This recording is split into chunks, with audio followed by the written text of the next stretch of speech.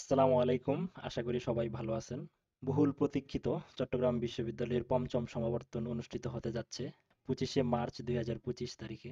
সর্বশেষ চট্টগ্রাম বিশ্ববিদ্যালয় চতুর্থ সমাবর্তন আয়োজন করেছিল 2016 সালের 31শে জানুয়ারি। সো এই দীর্ঘ 9 বছর পর চট্টগ্রাম বিশ্ববিদ্যালয়ে আবারও অনুষ্ঠিত হতে যাচ্ছে পঞ্চম সমাবর্তন।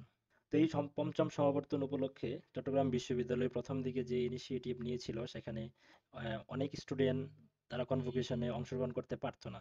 তো তাদের সিদ্ধান্তটা ছিল এরকম যে যারা অলরেডি মেইন সার্টিফিকেট তুলে ফেলছে তারা এই সমাবর্তনে রেজিস্ট্রেশন করার জন্য যোগ্য নয়। তো অনলাইনে এবং বিভিন্ন পেজে নিউজে বিভিন্ন ধরনের লেখালেখির পর বিশ্ববিদ্যালয় সমাবর্তন কমিটি আবার নতুন করে তাদের এই সিদ্ধান্তকে একটু সংশোধন করে নিল এবং বিশ্ববিদ্যালয়ে একটা সিদ্ধান্তে আসলো যে পঞ্চম সমাবর্তনে অংশগ্রহণ করার জন্য যারা অলরেডি মেইন সার্টিফিকেট তুলে ফেলছিল তাদের আরেকটা সুযোগ দেওয়া হবে।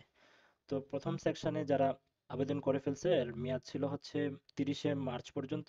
3 থেকে 9 এপ্রিল পর্যন্ত চট্টগ্রাম বিশ্ববিদ্যালয় পঞ্চম সমাবর্তন উপলক্ষে আরেকটা সুযোগ প্রদান করছে। তো এইখানে যারা মেইন সার্টিফিকেট অলরেডি তুলে ফেলছে তাদের জন্য এখন এই অপরচুনিটিটা চলতেছে যে এখন আপনারা রেজিস্ট্রেশন করতে পারবেন। তো এই রেজিস্ট্রেশনের জন্য এইখানে প্রথমে আপনারা গুগলে just Chirang university fifth convocation লিখে সার্চ দিলেই হবে, এটা চলে আসবে। আসলে এরপরে আপনারা এখানে একটা বিজ্ঞপ্তি দেখতে পাবেন, বিজ্ঞপ্তি দেখার পর ঠিক এখান থেকে আপনার নিচে চলে আসবেন। নিচে আসার পরে দেখবেন যে এখানে অ্যাপ্লাই নাও লেখা আছে। তো এই অ্যাপ্লাই নাও ক্লিক করলে আপনাদের কাছে এরকম একটা ইন্টারফেস আসবে। অ্যাকচুয়ালি আমার যেহেতু এখানে একটা অ্যাকাউন্ট খোলা হয়েছে এই জন্য আর কিছু আসে না, আপনাদের একটা অ্যাকাউন্ট খুলে নিতে হবে। যে আপনারা জাস্ট এখানে আপনাদের মোবাইল নাম্বার, ইমেল আইডি আর পাসওয়ার্ড দিয়ে আপনার একটা অ্যাকাউন্ট ক্রিয়েট করে নেবেন। তো অ্যাকাউন্ট ক্রিয়েট করে নেওয়ার পর আপনাদের কাছে জাস্ট এরকম একটা ইন্টারফেস আসবে। তো ওই ইন্টারফেস থেকে আপনারা কি করবেন, এখানে দেখবেন লেখা আছে অ্যাপ্লাই নাও। অ্যাপ্লাই নাওতে ক্লিক করলে আপনি এখানে আপনার জাস্ট আপনার নামটা দিবেন অ্যাজ পার রেজিস্ট্রেশন কার্ড, এরপর আপনার মোবাইল নাম্বারটা দিবেন। মোবাইল নাম্বারটা অ্যাকচুয়ালি দিতে হবে না, এখানে আপনার মোবাইল নাম্বারটা আর হচ্ছে ইমেল অ্যাড্রেসটা আগে থেকেই দেওয়া থাকবে যেহেতু একটা অ্যাকাউন্ট খোলা হয়েছে অলরেডি। সো এরপরে আপনি হচ্ছে কোন ফ্যাকাল্টিতে,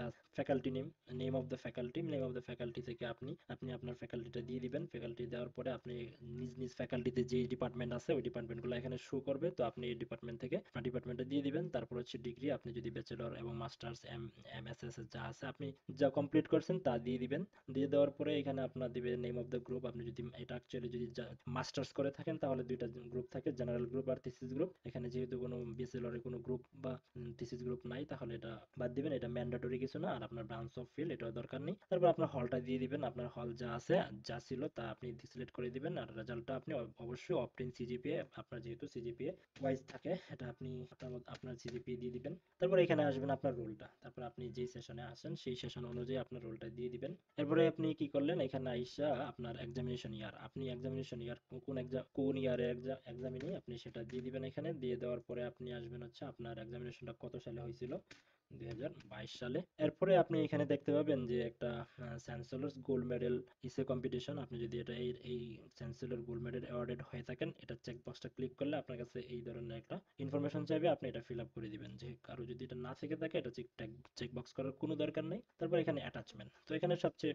সুবিধাটা হচ্ছে কি, যারা অলরেডি সার্টিফিকেট তুলে ফেলছে তাদের জন্য তেমন কোনো ভোগান্তি বা তেমন কোনো ডকুমেন্টেশন সাবমিশনের কোনো দরকার নাই। জাস্ট দুইটা জিনিস হচ্ছে, নিজের ছবিটা আপলোড করবেন আর একটা হচ্ছে আপনি আপনার যে সার্টিফিকেটটা তুলছেন ওই সার্টিফিকেটের একটা স্ক্যান কপি এখানে আপনারা আপলোড করে দিবেন। তো স্ক্যান করার জন্য অনেক স্ক্যানার আছে, আপনারা ওই স্ক্যানার দিয়ে আপনার সার্টিফিকেটটা স্ক্যান করে এখানে আপলোড করে দিবেন। এখানে কোনো ঝামেলার কিছু নাই। আর অলরেডি যারা প্রথম পর্বে অ্যাপ্লাই করছে তাদের একটু ঝামেলা ছিল হচ্ছে এখানে তাদের অনেকগুলো কম্বাইন মার্কশিট টার্কশিট থেকে শুরু করে অনেক কিছু আপলোড করতে হতো। তো এখানে এরকম কোনো ঝামেলা নাই। তো এটা আপলোড করার পরে আপনারা এই জায়গাতে আপলোড, এই সেকশনের মধ্যে আপলোডেড লেখা উঠবে, ঠিক আছে। এরপরে আপনি নিচে চেক বক্সটা কি করে দিবেন, টিক মার্ক করে দিবেন। এরপরে পে নাও, এই পে নাওতে ক্লিক করলে আপনি যদি বিকাশ, নগদ কিংবা অন্যান্য কার্ড সেকশন আছে তো এসএসএল বিডি আপনাকে ওই ইন্টারফেসে নিয়ে যাবে। ওইখানে যাওয়ার পরে আপনি কি করবেন, আপনি আপনার পছন্দ মতো যেই মাধ্যমে পেমেন্টটা করতে চান তো আপনার আপনার ওই ইন্টারফেসে নিয়ে যাবে। তো ওইখানে নিয়ে যাওয়ার পরে আপনি জাস্ট আপনার মোবাইল নাম্বারটা দিবেন, একটা কোড আসবে, পিন কোড দিবেন, পিন দিবেন, জাস্ট কমপ্লিট হয়ে যাবে। এরপর হচ্ছে এখানে আপনাকে একটা মেইল করে পাঠিয়ে দিবে কি কি আপনার আপনার ইনভয়েসটা মেইল করে পাঠিয়ে দিবে।